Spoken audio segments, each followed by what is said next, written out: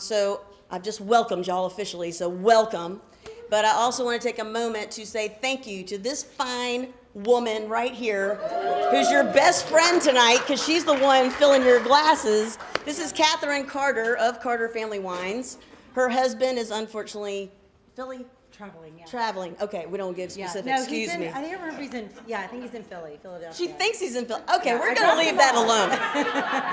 He's on the globe somewhere, y'all, no, okay? he's probably in the air on his way back. John right Michael. now. But I want to take this opportunity to tell you, implore you, that you must, because it is an experience worth doing, come back and do a full-on tour with her and her husband, because it's a different spin on wine producing, and it's a really unique story that I am let them share on their time with y'all. But it's really fun, and it is worthwhile because this is an excellent, excellent product. Thank you. So, and thank you for partnering with me. Absolutely. And being willing to let me bring some people to your place. Yes. And this is fantastic. So thank you so much. Thank you. Cheers. Yeah, cheers, salute. Na zdrowie, chin chin, all those good things. Yes. Okay, so I got to thinking just a handful of days ago, you know, I'm a big fan of wordplay. So the whole VINO and INSPO, you know, it's just kind of how I roll. Crystal's like, oh, yes, we know. But I got to thinking there's actually a deeper correlation between VINO. Grace! Sorry, y'all, I just saw Grace. Bienvenida. Glad you're here. Anyway, so I got to thinking there's a different correlation between VINO and INSPO. And I am not a wine producer, and again, I'm going to leave that to the experts, but I have taken some classes. I've been to a lot of different wineries and vineyards, and those of you who are familiar with the process, you know, it all starts with the terroir, right? The terroir. Roll your R's, people. The terroir.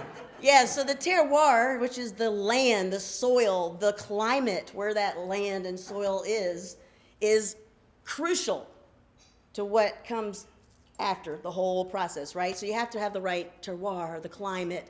And then you got to plant those grapes, and you got to have the vines in the right direction so the sun hits them right and the sugars all do their thing, right?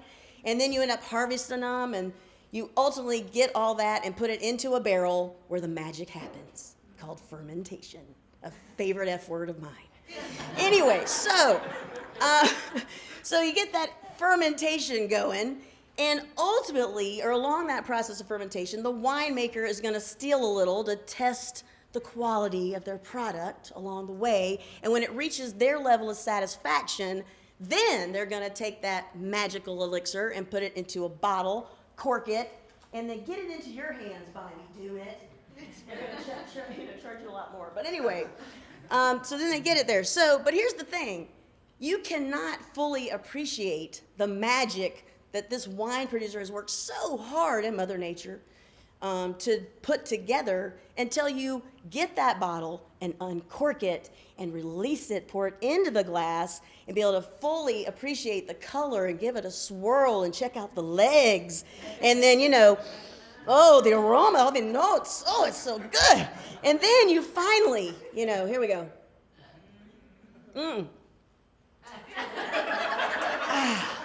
Then all over the palate, right? All the different sides of your tongue, that's when it all comes together, right? All right, so that's the VINO part. Well, INSPO is really no different. You can't fully appreciate or get inspired by somebody else's experience until they open up and share it with you, right? So that's why we're here tonight. We're going to enjoy the VINO and that whole magical elixir that Catherine and her husband have made. And then we're going to transfer over to INSPO, and I'm going to share a talk that I've been working on. It's a little different type of speaking than I'm used to doing. I'm used to doing topical stuff, you know, on fitness and health and wellness and things that people ask me to speak about. The topic is not typically me. So this is a different style of talking, but this is how I'm going to share the INSPO by sharing a portion of my story, because I've been here a minute, and I would spend a lifetime telling you my whole story. So we're not going to do that tonight. Again, I value your time. But this whole event was inspired, and this happened years ago by two different people, one of which happens to be here. Where is he? He's here from Atlanta, Georgia, my cousin's husband, Brian. So please give him a round of applause. So So Brian, a handful of years ago, calls me out of the blue, not a text, like old school, ring-a-ding, I answer the phone. And he's like, hey, you need to write a book. I'm like, what? I mean, I was more than flattered, Brian, that you thought there was something about my life story that was book worthy. And that whole, and I never did get the details of what you thought that should be about, but anyway, we'll get there. But it's lingered, that thought, it got this gelling and the idea of, I should write a book. Why not? Let's write a book. But, you got to take baby steps. And about the same time that he called me, a dear friend of mine was starting a Facebook community group that is all about helping people share their story. And I started to participate in that group, and I started to see firsthand other people sharing their story, how powerful it could be.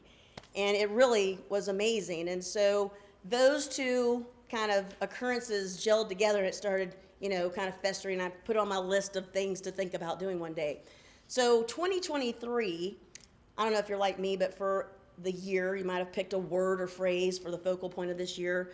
My phrase from last year was intentionally 2023. And I went to my list of things that had been lingering and things I wanted to do, and I picked a couple. And one of which was to start that baby step toward writing the book and actually work on this talk. So I went back to my friend whose Facebook community has flourished into a coaching business of helping people share their story, and worked through her process to develop this talk that I'm going to share with you tonight.